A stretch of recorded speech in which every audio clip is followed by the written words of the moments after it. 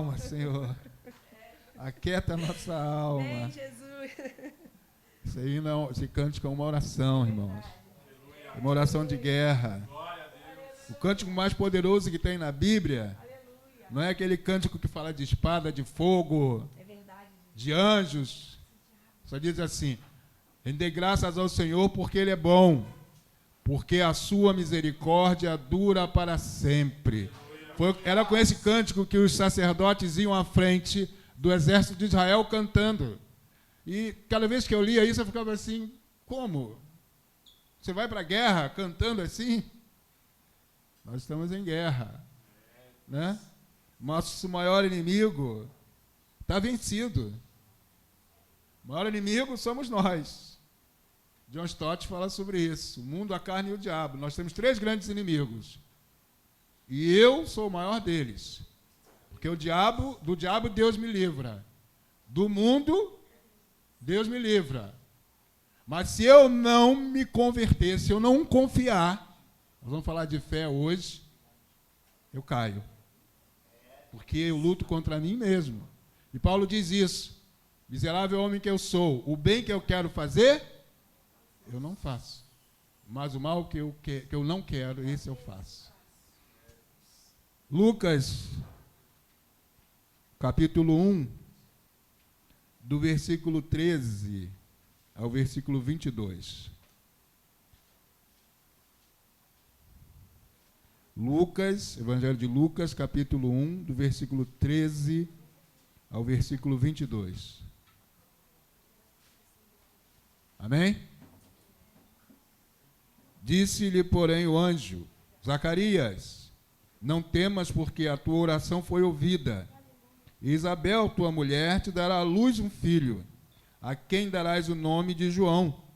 Em ti haverá prazer e alegria, e muitos se regozijarão com seu nascimento, pois ele será grande diante do Senhor, não beberá vinho nem bebida forte, e será cheio do Espírito Santo, já do ventre materno, e converterá muitos dos filhos de Israel ao Senhor seu Deus, e irá diante do Senhor no espírito e poder de Elias, para convencer o coração dos pais aos filhos, converter os desobedientes à prudência dos justos e habilitar para o Senhor um povo preparado. Então perguntou Zacarias ao anjo: como saberei isto? Pois eu sou velho e minha mulher avançada em dias.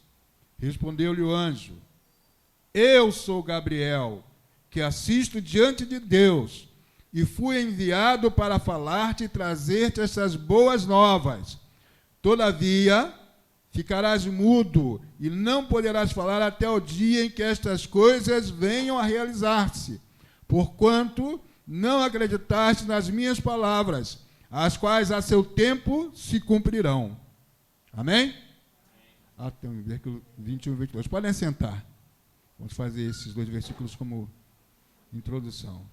E o povo já estava desesperado, porque conta a história que cada vez que o sacerdote entrava no templo, no Santo dos Santos, ele era amarrado à sua perna, a vestimenta do sacerdote, os componentes dele, tinha na perna uns guizos, para que ele andando se ouvisse o barulho, porque se houvesse silêncio, eles tinham a certeza, não era dúvida não, de que o sacerdote tinha morrido.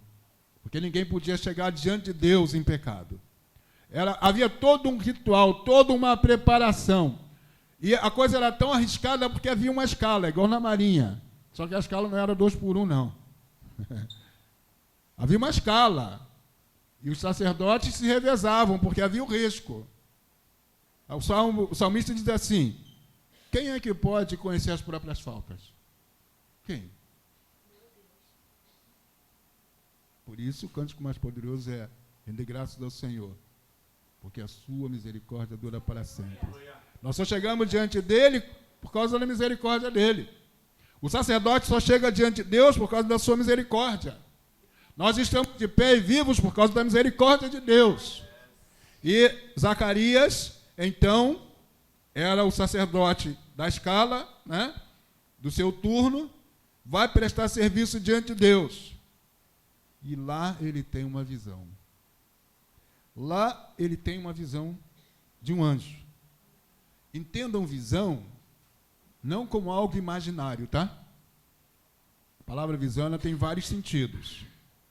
O ver, né? E o sentido de antever, de ver adiante. Mas, biblicamente, a visão é um ato profético.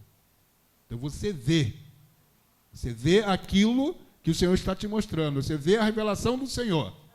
Ele teve a visão de um anjo. Eles falam visão porque a presença do anjo, ela não é perceptível para todo mundo, só para aquele a quem Deus revela.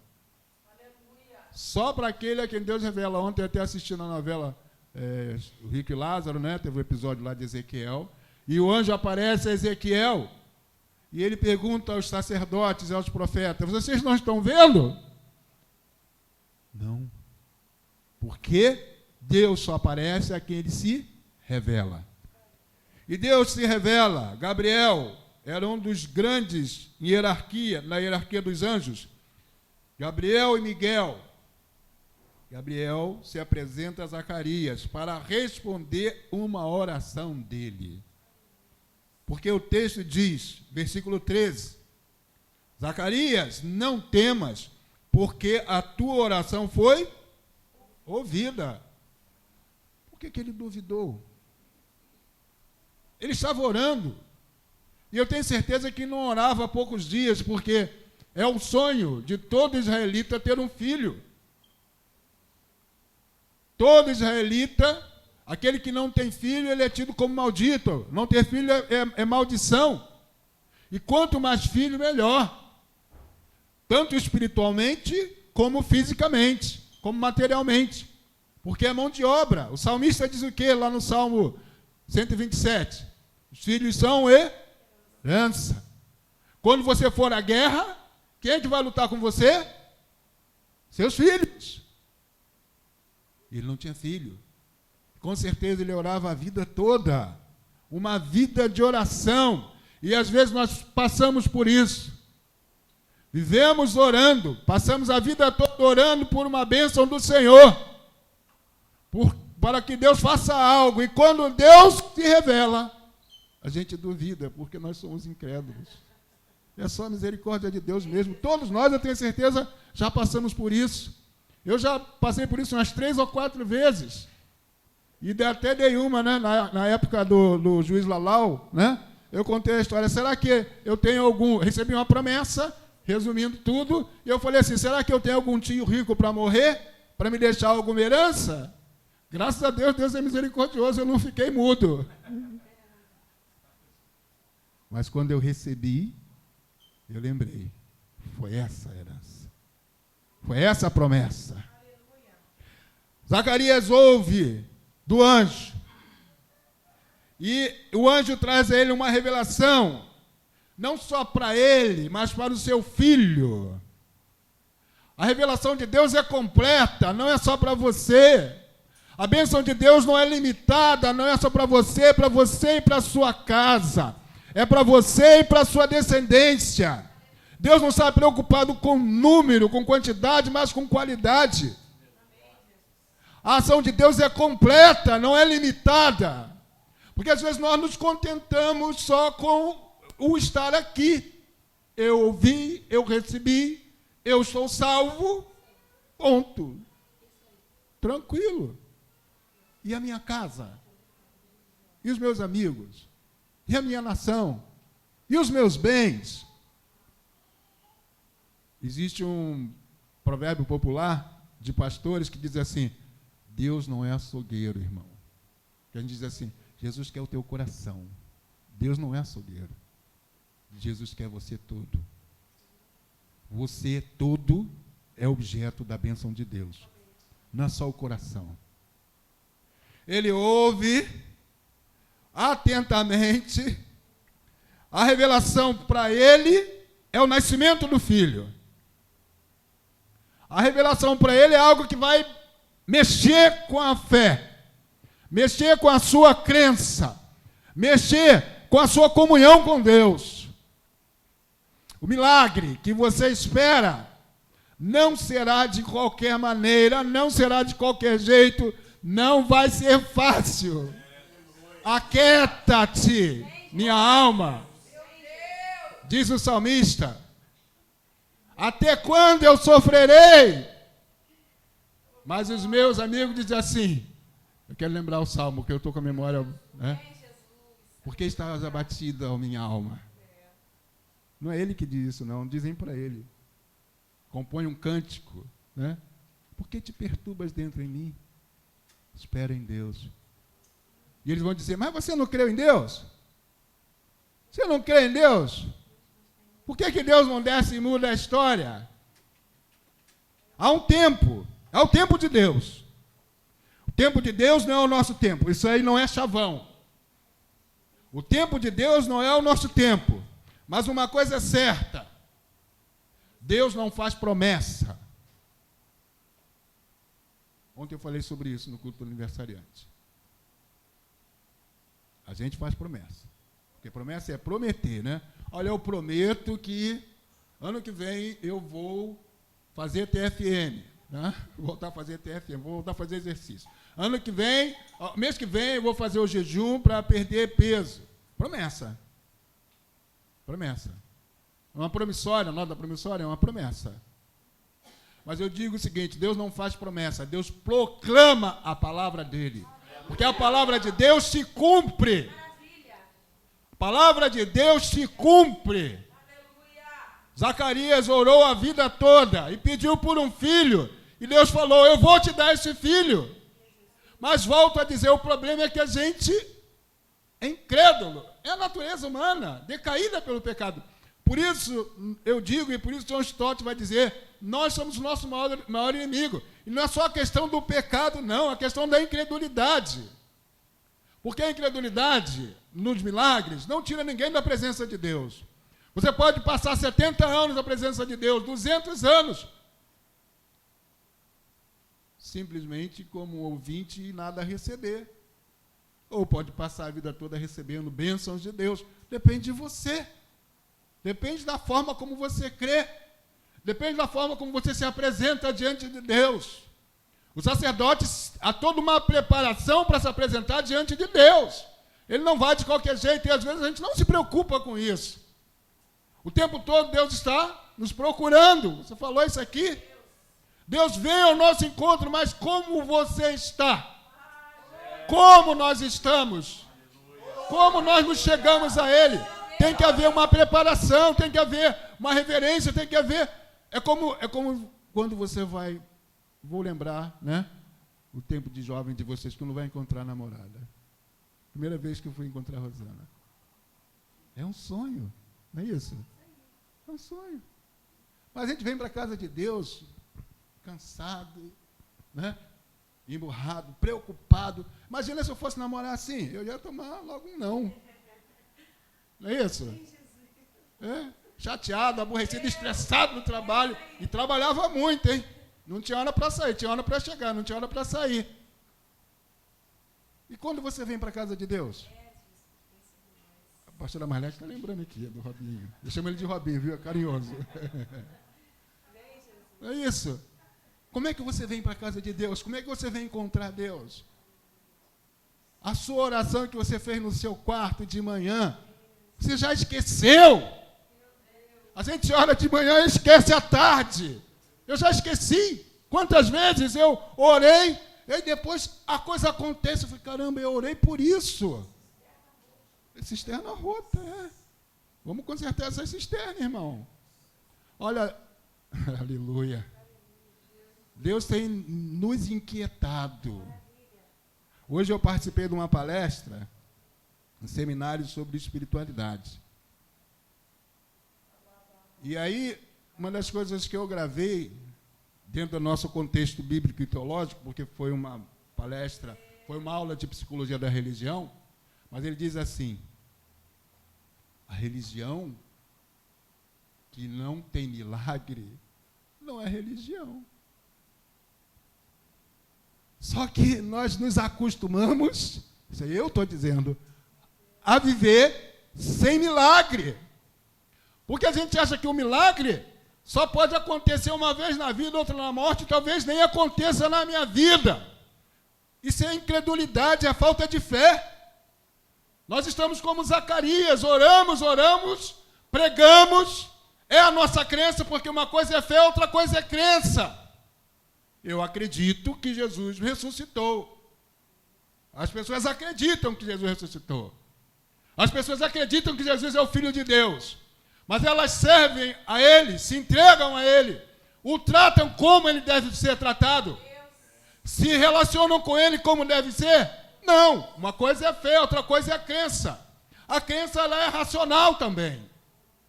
Eu falei, esse foi um outro ponto que eu fiquei muito feliz, porque eu falo várias vezes isso, quando eu estou debatendo com os cientificistas, né?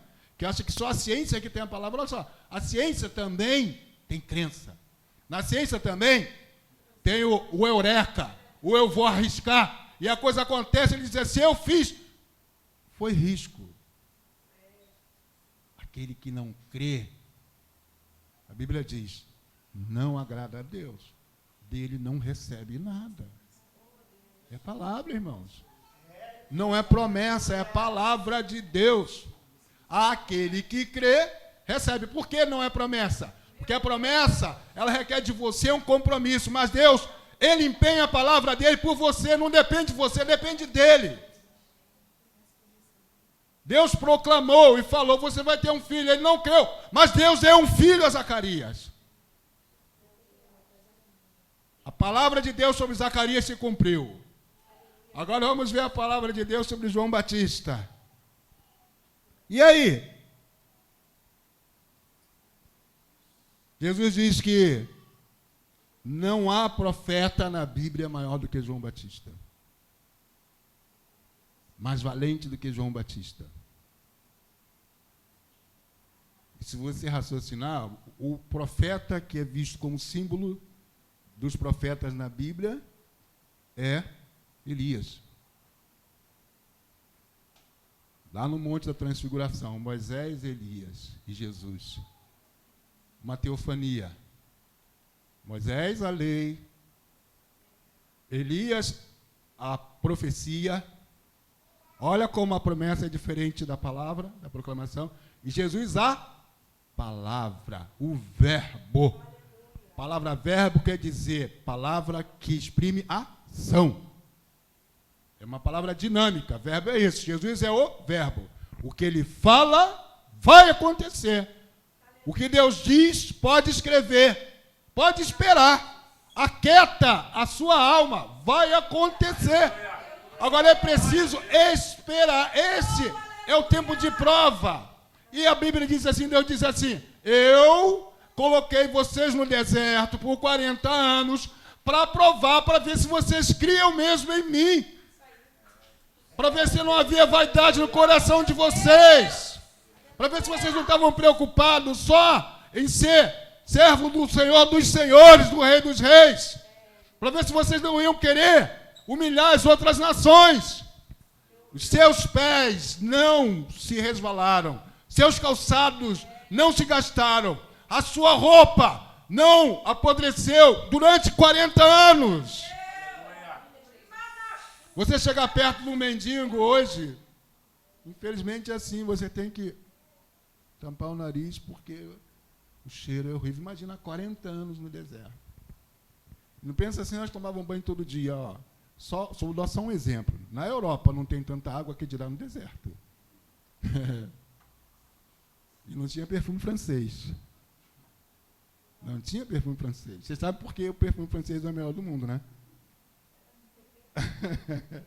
Era mirra. O pastor está dizendo que era mirra. Ouro, incenso e mirra. João Batista. Deus fez uma promessa a Zacarias, um filho. Promessa que ele esperava, um filho. E ele podia, de repente, pensava assim, eu vou ter um filho, vou me aposentar, vou criar gado, estou feliz. Mas olha, Deus dá João Batista.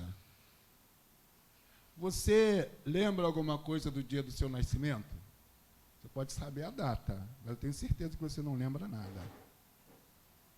Você não lembra nada do seu nascimento. Eu lembro, contrariando as teorias de Freud, eu lembro da primeira vez que eu desfilei na Portela, no carnaval. Mas eu lembro por quê? Porque tinha uma foto. Tinha uma foto, eu perdi essa foto. Era a cara de Júlia. Era igualzinho, né?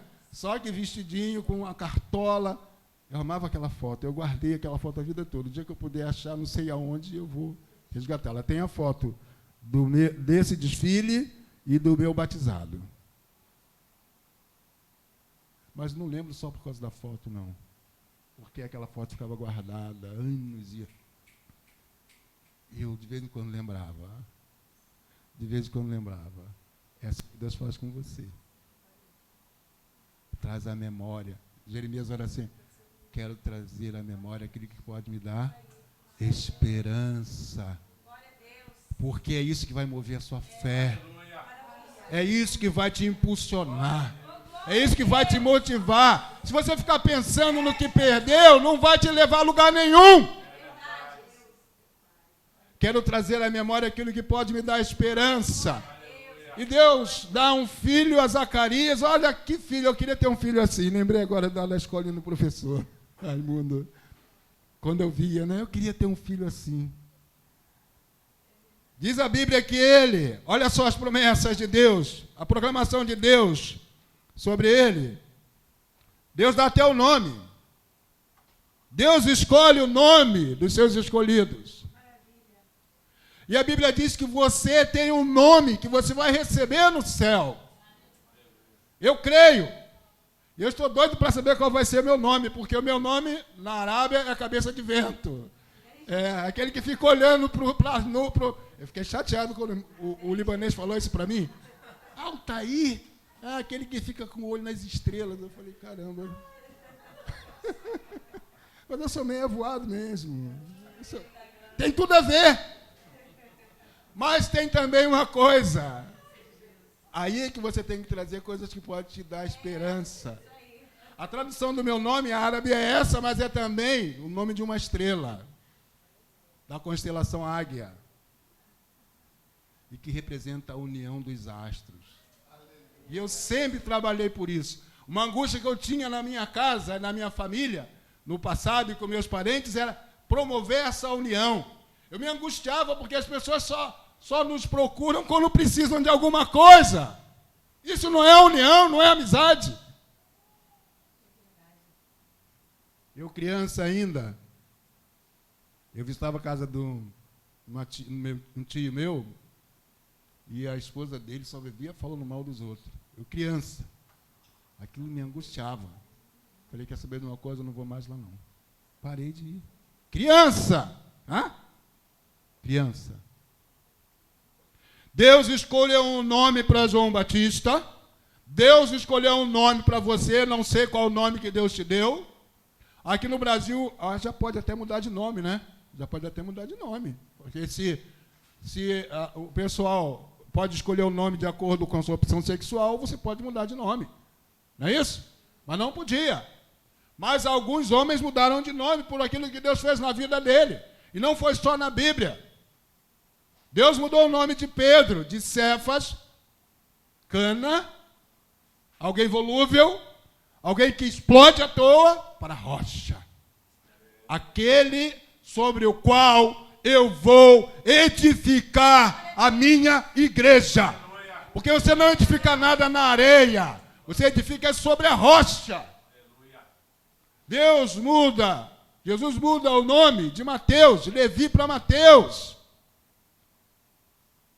Paul Yong-cho, já falei sobre ele aqui, ele mudou o nome dele porque ele orou, ele fez como eu uma vez.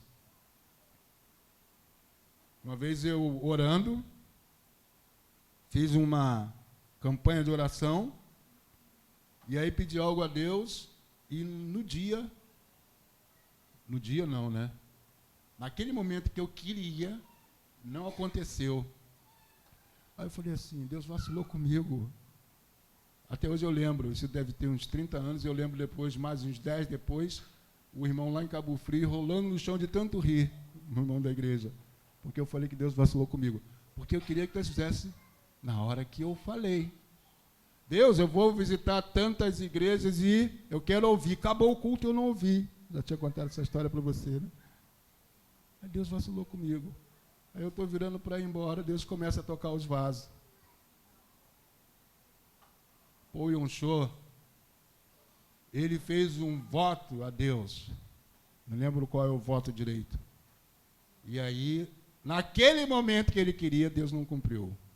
Aí ele mudou o nome de Paul para Davi, David Yong-cho. Não precisa ser tão radical. Você não precisa ser tão radical. Porque com Deus, radicalismo não funciona. O que funciona é misericórdia e fé. O que funciona é a graça, porque a fé, ela supera qualquer situação, até pecado. Porque a graça, a salvação, é por meio da fé. As coisas que você precisa, a cura, é por meio da fé. A transformação de Deus na sua vida e na sua família é por meio da fé. Deus deu o nome de João Batista e diz o versículo 14: nele haverá prazer e alegria, e muitos se regozijarão com o seu nascimento, pois ele será grande no Senhor. Qual foi a expectativa que você gerou quando nasceu?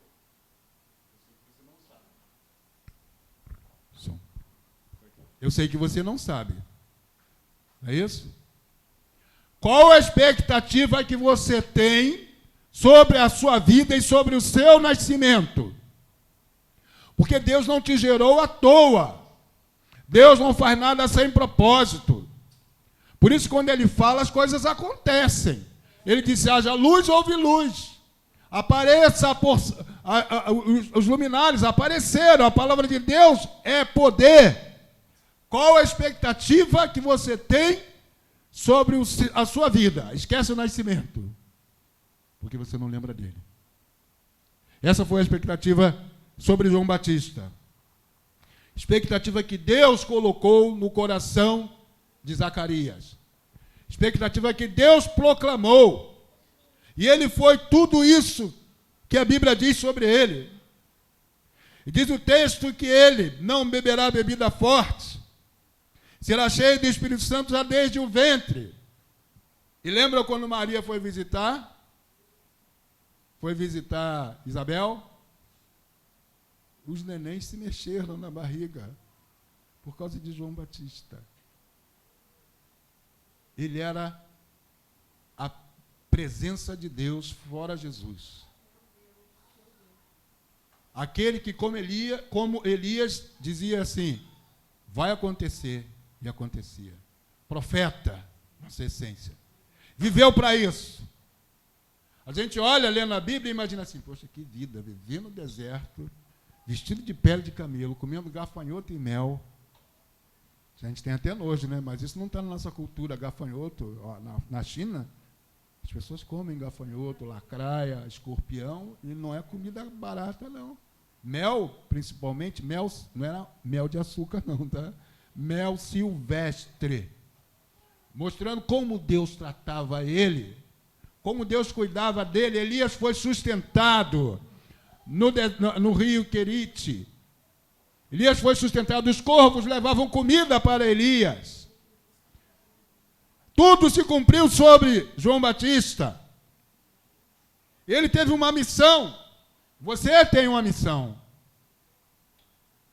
A sua oração não é pura e simplesmente para satisfazer um prazer seu ou da sua carne. E se é, você não vai receber.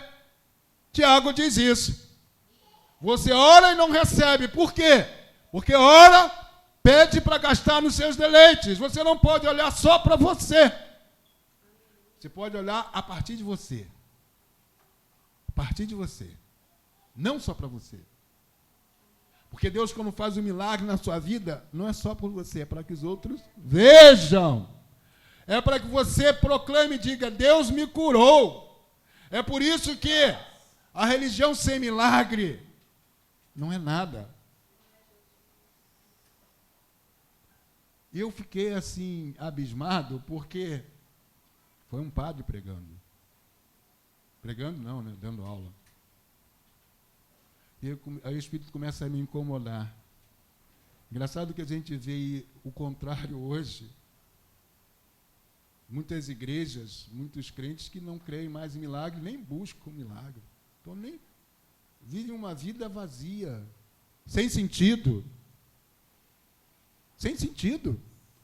Porque quando você não crê no sobrenatural de Deus, quando você não espera nada de Deus, mas você morreu. Morreu. Você não sonha. Você não tem projeto. Você não tem força, você não tem ânimo. É a fé que te move. É o milagre, porque o milagre só acontece pela fé. Milagre é produto da fé. E Deus quer fazer um milagre na sua vida, todos os dias, se preciso for. Mas eu preciso acreditar, você precisa acreditar, você precisa crer. Você precisa orar como Jeremias, eu quero trazer à memória aquilo que pode me dar esperança. Você precisa orar como discípulo, Senhor, acrescenta-nos fé. Porque nós vivemos um evangelho muito mesquinho, muito ralo. Vivemos uma religião vazia. E ele diz assim, isso não é religião. Religião que não acredita em milagre, não religa ninguém a Deus. Pelo contrário, traz angústia. Traz desesperança. Traz acomodação, traz miséria. Deus tem prazer em abençoar. É o que diz a sua palavra. Deus é galardoador. E se alegra com aqueles que o buscam. Não há como viver diante de Deus sem essa preparação. Todo viver que você tem na casa de Deus, se não for com essa intenção, não tem sentido. Mas não adianta dizer assim, eu não quero. Não tem como, não tem por onde correr. Você tem que se ajustar com Deus. A gente tem que se posicionar porque Deus quer fazer. De uma forma ou de outra, Deus vai fazer. Às vezes eu até acredito, quando alguns dizem assim, se não vem pelo amor, vem pela dor. Porque quando a gente está doente, quando a gente está duro, quando a gente está falindo, quando acontece alguma desgraça, a gente ora, a gente busca, a gente clama. Mas por que eu tenho que esperar acontecer uma desgraça para orar, para crer? Não é melhor buscar logo? Pega o atalho. Nesse ponto tem atalho. Vai direto. Nós podemos ir direto a Deus. Não tem mais intermediário. No passado tinha. Você tinha que ir lá e pedir ao profeta um milagre. A viúva de Sarepta, ela pediu ao profeta um milagre. A sunamita pediu ao profeta um milagre. Só os profetas, alguns reis e os sacerdotes e Moisés faziam milagre. Alguns, não eram todos. Pensa aí, quantos milhões de pessoas existiam e só uma meia dúzia que fazia milagre. Hoje, você pode orar e Deus fazer um milagre. Você pode pedir uma criança para orar e ela fazer um milagre na sua vida. Uma vez eu orei para uma criança e eu nem acredito. É que eu falo, a gente não acredita. Deus me incomodou para visitar um presbítero. Eu recém-convertido na igreja, que é ousadia, eu vou visitar o presbítero. Olha só. A Bíblia diz que é ele que tem que orar por mim e me ungir para eu ser curado. Eu falei, vou visitar o presbítero. Ele era muito meu amigo, mas aquele de Deus me incomodou, eu cheguei lá, e a gente está conversando, batendo papo, conversando fiado, aí de repente Deus me fez olhar para a filha dele, ele falou, sua filha não está bem, ela está com dor de ouvido. Posso orar pela sua filha? Pode. Nem ele deve ter acreditado, né? Esse altar é muito abusado. Orei, e pronto, aí daqui a pouco, a dor de ouvido dela passou. Nem eu acreditei. Mas porque eu criei. E a gente tem que vencer essa crise porque a gente pede, mas não acredita. Isso é terrível. Isso é pior do que desgraça, porque desgraça você reage. A desgraça te move, né? Ela faz você reagir, querer viver. Mas quando você vive na apatia, na inércia, isso é horrível. Incredulidade mata, irmãos. E tem gente morrendo por isso. João Batista foi o que Deus falou sobre ele. Com certeza o seu pai sempre lembrou do dia do seu nascimento. E contou para ele, quando você nasceu, meu filho, foi assim, olha, eu fiquei mudo 9 meses, foi terrível. É assim que Deus faz. Às vezes Deus coloca alguma coisa na sua vida, mas você não creu, não, tá bom. Você só vai abrir a boca depois que acontecer. Porque nem orar para dizer assim, perdão, Deus. Ele não podia, porque estava mudo. Ele podia pensar, podia. Mas nem orar ele podia, porque ele estava mudo. E todo mundo falando assim, aconteceu alguma coisa no templo. E ninguém sabia, né? E a língua do povo é terrível, né? Ele estava em pecado, tá vendo? O sacerdote pecou, olha lá, ficou mudo. A misericórdia de Deus foi grande na vida dele, hein? Porque ele não morreu, só ficou mudo. Não é assim que a gente faz? A gente adora falar dos outros, né? Falar da vida dos outros, falar da espiritualidade dos outros. Julgar. Ninguém sabia o que tinha acontecido. Ninguém sabia. Só ele e Deus. É assim que Deus faz com você. Quando você tem intimidade com Deus. Quando você tem intimidade com Deus, é assim que você faz. Eu já orei em segredo, nem minha esposa sabia. Acho que nem contei a ela ainda, mas é tanta coisa que eu já orei que eu perco até a conta. E depois eu vi, Deus fez. Aquele dia Deus falou assim, você vai orar em segredo. Você não vai falar nem com a sua esposa. Deus não é nem para ela, não. Acho que você já falou sobre isso aqui, né? Faz uma experiência. Dá uma de doido. Fala assim, Deus, eu quero isso. Eu e tu. Irmão, não tem preço. Comunhão com Deus não tem preço. A autoridade espiritual não tem preço. Fé não tem preço. Por que a gente está aqui na terra ainda? Por que Jesus não voltou ainda, Rose? Porque Deus é misericordioso. Senão ia ficar muita gente aqui na igreja. Muitas pessoas iam ficar dentro da igreja. Porque não crerem. Porque não creem. E muitos estão, mas ainda não creem em Jesus. Agora esquece a religião. Porque o palestrante lá estava falando de religião. Mas não falou de Deus. Eu sou muito incomodado. Eu fiquei calado porque senão ia dar errado, eu ia sair preso. Mas não falou de Deus. E a gente muitas vezes vive isso. Vamos ficar de pé. A gente fala de religião, a gente fala de política, a gente espera na terapia do psicólogo, a gente crê no remédio do médico, porque é pela fé que você toma o remédio. Você não sabe se aquele remédio é aquele mesmo. Até o remédio que você toma é pela fé. Você toma, você acredita que o médico prescreveu o remédio certo e você toma. É pela fé. Sem fé é impossível agradar a Deus. Sem fé é impossível você conseguir superar-se. É impossível, irmão. É impossível.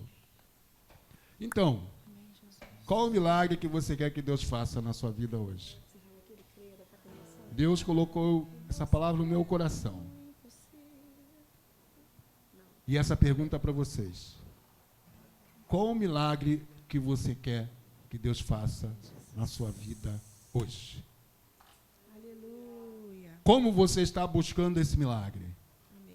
Você está desligado, alienado, alheio à realidade, sofrendo a dor, sofrendo, porque a gente se acostumou com o sofrimento, sabia? A gente se acostumou com o sofrimento. Nesse ponto, Freud tem razão. A gente dá mais valor e lembra do sofrimento, mas não lembra das coisas boas. E o sofrimento vai mexendo o nosso caráter. Ele fala até no sentido positivo também. Marca a nossa personalidade. Mas olha só, peraí. Tem alguma coisa errada. Vamos focar naquilo que é bom. Vamos focar naquilo que traz esperança. Vamos focar naquilo que pode mudar a minha vida. Qual o milagre que você espera que Deus faça na sua vida hoje. Não sou eu que vou fazer. Não olha para mim porque não sou eu. Nem é a pastora. É Deus. Mas você tem que crer. É você e Deus. E eu quero hoje, de propósito, te colocar você e Deus. Porque a gente fica esperando, a igreja ali, eu não vou para lá porque lá não faz milagre. Não, eu vou na igreja tal porque lá tem milagre. Os judeus queriam milagre. Jesus, eu acredito em você, mas se tu fizer um milagre. E os gregos, os estrangeiros, Jesus, eu acredito em você, se você filosofar. Aí Jesus diz assim, guarda isso na sua cabeça. Deus é irônico. Deus é irônico. Ele falou assim, eu não vou dar nem milagre para os judeus, nem sabedoria para os estrangeiros. Eu vou dar um sinal. Vou dar um sinal. Aí Jesus traz um enigma para eles. Só os sábios. Os sábios. E sábio não era qualquer pessoa. Sabedoria não é prerrogativa humana. Sabe aquele que tem conhecimento de Deus e temor do Senhor. É o princípio da sabedoria. Só os sábios sabem revelar enigma. Sansão revelava enigma. Salomão revelava enigma. E compunha provérbios. Porque ele tinha sabedoria de Deus. E Deus fala para eles, eu vou te dar um sinal. Assim como Jonas ficou 3 dias e 3 noites no ventre do peixe, assim acontecerá com o Filho do Homem. E todo mundo ficou assim, com cara de aé. Eu gosto dessa expressão dos jovens. Com cara de aé. Nem sei se já passou, tá? Rebeca, não sei nem se já passou essa moda. Mas eu gosto, porque eu fico imaginando todo mundo assim, ó. E aí? Você entendeu? Hã? Não. O que ele falou? 3 dias e 3 noites. Isso aconteceu quando? Quando Jesus morreu e ressuscitou. Olha o tempo da proclamação da palavra até a sua ressurreição. Teve um tempo. Provavelmente muitos daqueles judeus creram quando viram o sinal. Mas foi necessário buscar de Deus entendimento, sabedoria, compreensão. Tiago diz assim, você quer sabedoria? Quer entender o que está acontecendo aqui? Quer entender o que os crentes fazem? Quer entender como Deus realiza milagre? Pede a Deus. Porque Ele dá sabedoria àquele que o pede. Tiago 1:8. Aleluia. Mas aquele que duvida não recebe nada. É a palavra de Deus, irmão, não é a palavra do pastor. Qual o milagre que você quer que Deus faça na sua vida hoje? Vamos orar, nós vamos louvar o Senhor. E eu quero que você venha aqui à frente. E se coloque diante de Deus, coloque diante de Deus o seu milagre. Quando todos os meus